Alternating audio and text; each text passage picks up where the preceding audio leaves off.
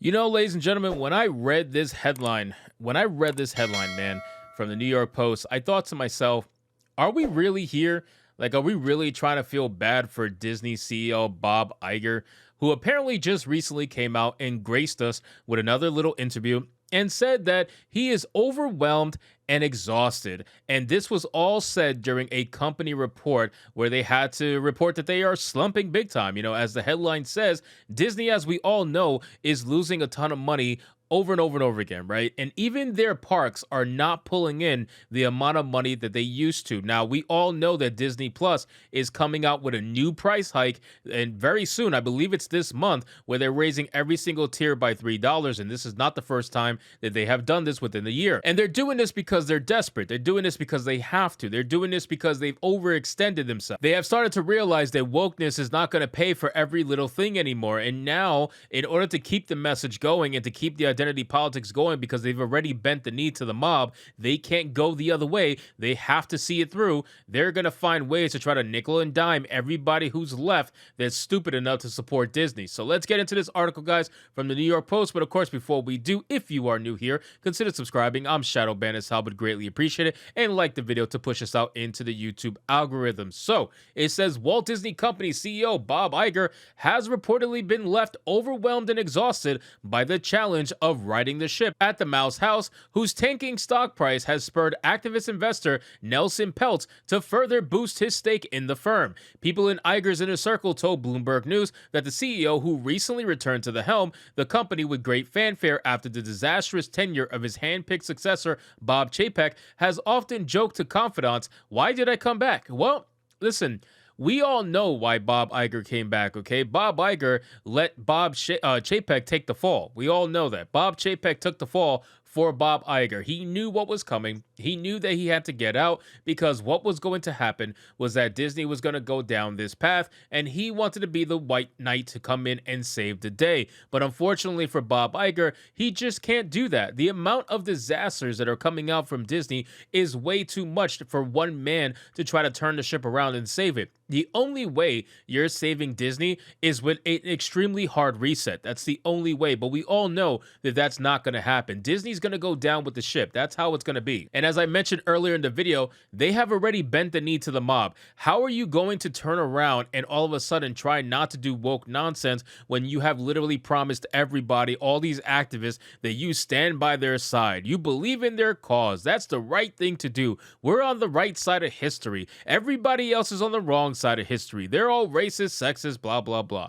So how can you then turn around on your ship and try to go the other way? You can't. So the only way you can do this is by trying to nickel and dime who's left. And unfortunately for Disney, there's not many people left. But let's see what's happening with Peltz. So it says Peltz, who called off his proxy fight with Disney in February after Iger committed to a $5.5 billion cost-cutting spree, which included laying off 7,000 employees, has lost confidence in the CEO's ability to turn the company's fortunes around, according to the Wall Street Journal. In May, after Disney reported poor second quarter earnings results, which stem mostly from its money-losing streaming division, Iger and Peltz spoke by telephone, according to the Journal. During the conversation, Iger reportedly sought to reassure Peltz that Disney was on the right footing despite investor sentiment. No, that is not the case, man. Bob Iger is just out here lying all the time to these investors. This is why Disney has multiple lawsuits. Like, I don't know if you guys are aware of that. I've reported on that many, many times. But Disney does, in fact, have multiple lawsuits that are against them. And a lot of them are from investors. A lot of them feel like they got bamboozled regarding Disney Plus streaming, because Disney like to fake the numbers, let's say, by offering free subscriptions with multiple different avenues, right? So it was kind of like part of partner programs where they would say, okay, if you subscribe to this, you'll get a free month of Disney Plus or whatever. So they would use this to bolster the numbers to make it seem like Disney Plus is going to be this massive success. And as time went on, they started losing millions and millions and millions of subscribers, and they lost that deal in India as well that cost them like 3 or 4 million subs. That became a problem for investors, and obviously they felt like they got swindled, which obviously they did. It says, but Peltz and his team at Trian Fund Management decided to boost his stake in Disney from 6.4 million shares to 30 million shares as the company's stock continued to decline over the summer. That's insane, man. That is insane that a fund management has 6.4 million shares of Disney, and now it's going to be 30 million. I mean, my God, think about that number. That's crazy. That makes Trian, which has over 8.5 billion under management, one of Disney's largest investors with a stake valued at some 2.5 billion, and sets Pelt up to finally get the board seats he's been vying for since early this year. In March of 2021, Disney stock reached an all-time high of more than $191 per share as entertainment and media companies were reaping the fruits of pandemic-era lockdowns that forced Americans to consume more content at home. Since then, however, Disney's stock price has been down more than 50%. It was trading at around $84.50 a share as of Tuesday morning. Last Wednesday, Disney stock closed at $78.32 a share, its lowest level in more than 9 years. Yes, ladies and gentlemen, Disney's bleeding, man. Disney is absolutely bleeding for any little bit of help that they possibly can get. Imagine losing almost 110 some odd dollars of value from your stock in just 2 years.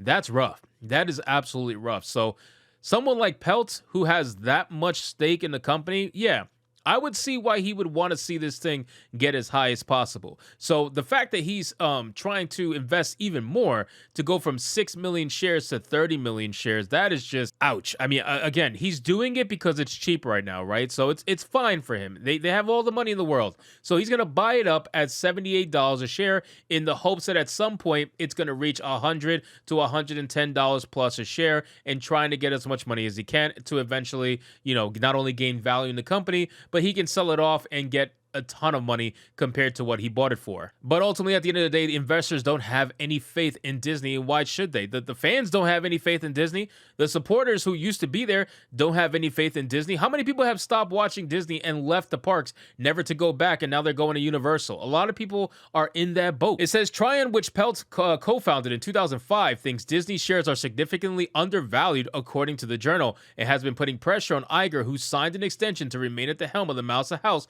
through 2026 to reverse Disney's stock decline. Iger, meanwhile, has been taking steps to increase the company's profits, including jacking up the price of his Disney Plus streaming service and cracking down on password sharing. Now, this last part right here, I can see why they're doing this. You want to know why? Because Netflix was successful in their endeavors of doing this. Now, I don't think Disney Plus has anywhere near the value of Netflix, and I don't think Netflix has a ton of value to begin with. So Disney Plus stands absolutely no chance in terms of matching Netflix's value. But they did see Netflix do this and gain a massive amount of subscribers for it. I think it was in a couple of million, like almost 3 million subscribers in literally one day. In one day, they did it, right? So they're thinking if they can have that level of success by cracking down on password sharing, and then on top of that, charge $3 more per subscription, that's millions and millions and millions of dollars for free. They can literally just claim that overnight with ease and bump their value